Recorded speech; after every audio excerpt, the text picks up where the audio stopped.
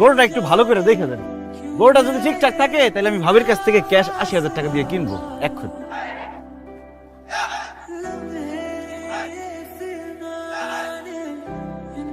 এই মহিলা, আপনি কি মানুষ না জানোয়ার? হ্যাঁ, আপনার শরীরে কি মায়া, মমতা, ভালোবাসা, প্রেম কিচ্ছু নাই? একেছে কিভাবে করলেন আপনি? আমি কি করছি ডাক্তার সাহেব? আপনি এই গরুটাকে ইনজেকশন কেন দিছেন?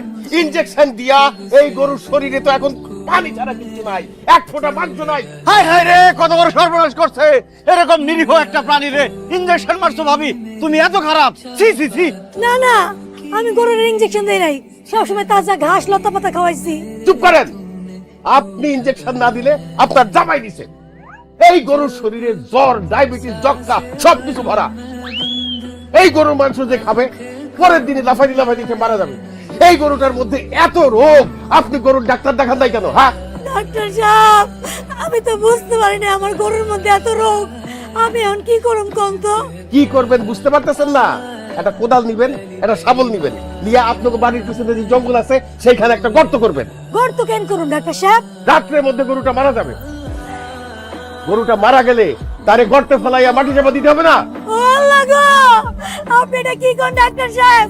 আমার গরু বাঁচবো না, তাহলে এখন আমার কি হইব? ও আল্লাহ, এখন আমার কি হইব? আচ্ছা ভাবি, চিন্তা করো না, তোমার পুরাটা লস হইব না। তুমি ২০,০০০ টাকায় আমার গরুটা দিয়ে দাও, আমি গরুটা কিনা নিয়ে যে বিকালের মধ্যে জবাই দিয়ে মাংসটা ভাগি বিক্রি করে দিই। ওই সানি, তোর কি মাথা খারাপ হইছে? ৮০,০০০ টাকা দামের গরু আমি ২০,০০০ টাকা বিক্রি করব? আপনি যে ২০,০০০ টাকা পেতেছেন এইটাই তো বেশি। সকাল পর্যন্ত এই গরুর দাম ২০ পয়সাও থাকবে না। তখন মরা গরু সরাইতে আপনার আরো টাকা খরচ হবে। আপনি ভালো ভালো দিয়া দেন, আপনার লাভ। ও ভাই, তাহলে ২০,০০০ টাকা দে আর এটা লয়ে যা। ঠকে দিতেছি, তারপরে দেই। ভাবি তো কি আর করার। কি ব্যাপার আব্বা? আপনি আমার শার্ট প্যান্ট পরে ডাক্তার সেজেছেন কেন? কি কর ভাবি, পাগল নাকি?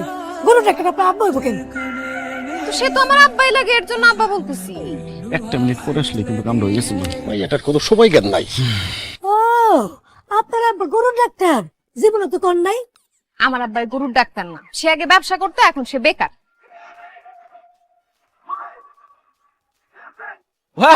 ভাবি হয়েছে কি, আমার শ্বশুর আব্বাই সত্যি সত্যি পশুর ডাক্তার।